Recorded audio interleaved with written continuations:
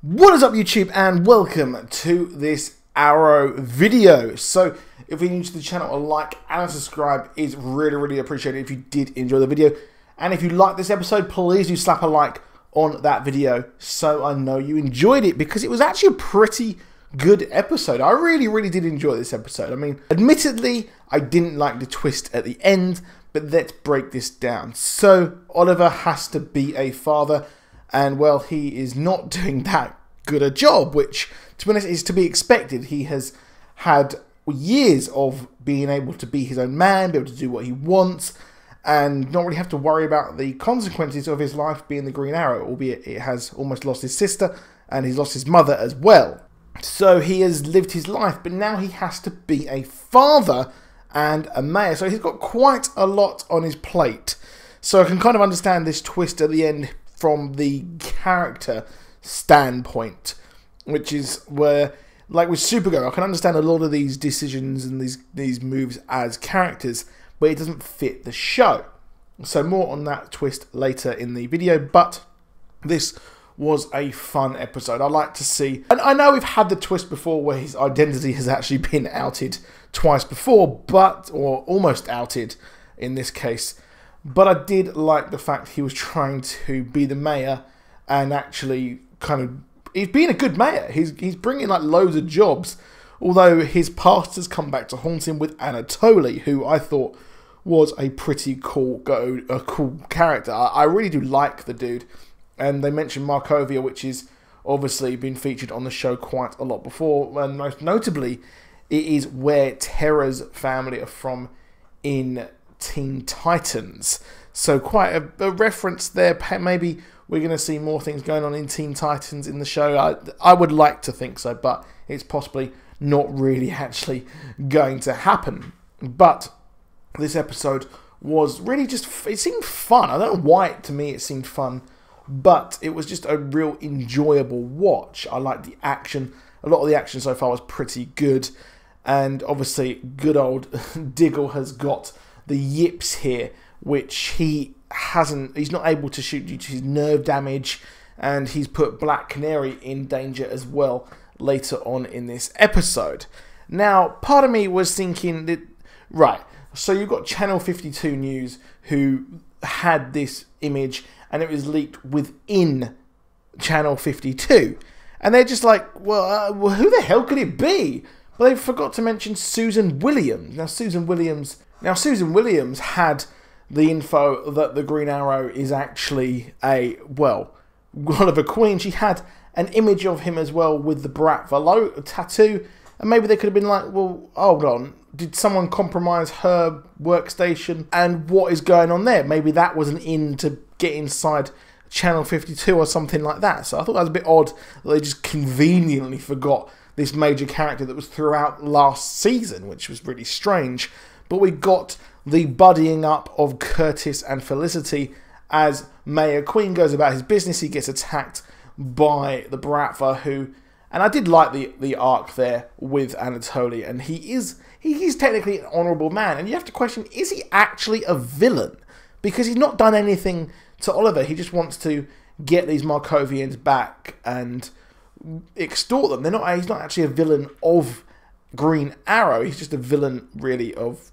I don't know what he is even the villain of. And that was that. And obviously we've got Richard Dragon, and as well as that, we've got Michael Emerson coming in as well. So it's going to be interesting to see how this works. And part of me now is thinking that he didn't actually revive the Black Siren. I'm thinking it might be more Caden James.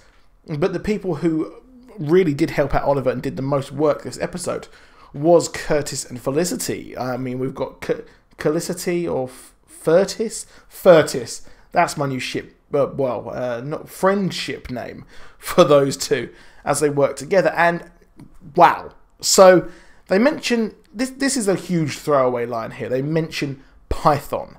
And Curtis goes, what, the supervillain?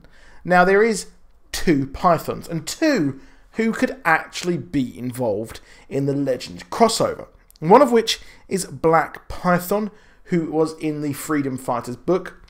And there is also another one called Jacob Bernstein, who was also a Sandman villain. And a lot of us did think that that mask that was dropped, and we thought it would be Sandman. So he's actually, Jacob Bernstein, aka Python, is actually a Sandman villain, which is a lot of us thought it would be the Justice Society. So I'm not sure what's going on. I'm leaning more towards Black Python being involved, considering that he was a character in the Freedom Fighters comic, which is what we're getting pretty much in the crossover. We've got Earth X, where the Freedom Fighters are residing and have resided in the comics. So quite a lot of stuff there that they just casually drop. And Curtis also mentions the fact that he is working freelance. Now, he is aware that Helix exists, and he has no money, as we found out. So, and the reason, why would he not tell his closest friends that he has a side job? He thinks it's a normal side job, but if he's working for Helix, perhaps coding and working things out and making things on the show or for Helix to use, that is where we could in with Caden James, and maybe he has been kind of used or infiltrated to be getting against the Green Arrow, but he doesn't realize it. So he has been given this freelance job of coding, etc., but they are using it as a front to try and get him to accidentally turn on Team Arrow and specifically the Green Arrow himself. So I think that's quite cool there as well. And of course, at the start, I should have mentioned this at the start, to be honest, but I got too excited about the possible Legends crossover, was the fact that Batman was mentioned. So Batman exists over in Supergirl. He exists in the Flash, Earth 2, that is. And obviously, Supergirl is on a different Earth. So we've got those two. And now we finally have our Bruce Wayne moment. We finally have Bruce Wayne mentioned on the show. And I don't think we're going to be getting Batman on the show anytime soon, but I would like to see the Vigilante on the show. It'd be pretty damn awesome to have him here. Maybe if Bruce Wayne was unmasked to be the Vigilante in the Batman's early guys, that'd be quite fun, wouldn't it? Let me know what you think on that, if you would like that to actually happen, because I know that is a complete long shot for that to ever happen. It won't ever happen, considering that Batman is a big multi-million-dollar property. But Superman was also featured on Supergirl, so that we can't really rule out Batman ever appearing on Arrow, can we?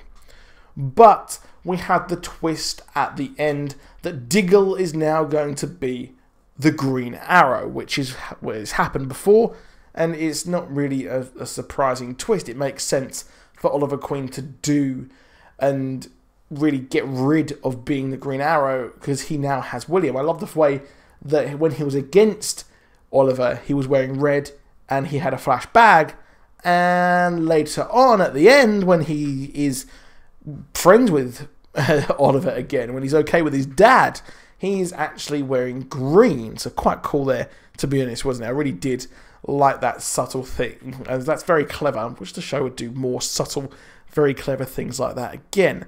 But I don't like the fact that Diggle is going to be the Green Arrow, because one, is he really that good at archery? Two, he has nerve damage, which actually Oliver Queen probably doesn't actually know. But surely Diggle should have mentioned that. So what would be really fun here is if Diggle doesn't become the Green Arrow, and he actually calls Roy Harper, and Roy Harper takes on the mantle of being the Green Arrow, and it would work because Diggle would only ever be it for a few episodes, and having Roy Harper be the Arrow for a few episodes, well, that would work quite well as well, because as we know, the American Horror Story seasons are they're a lot shorter than other TV shows, so that would quite work, and we know that Roy Harper is coming to the show. But let me know what you think on the comments of this episode. Slap a like on it if you enjoyed the video, and subscribe if you're new, and click that bell button to get notifications. But it was a fun episode. We had quite a lot of setup for the season, and I really did. I think it's possibly my favourite episode of the CW shows this week by far. However, that is it for this video. Please drop a like. Please subscribe. I'll see you soon. Goodbye.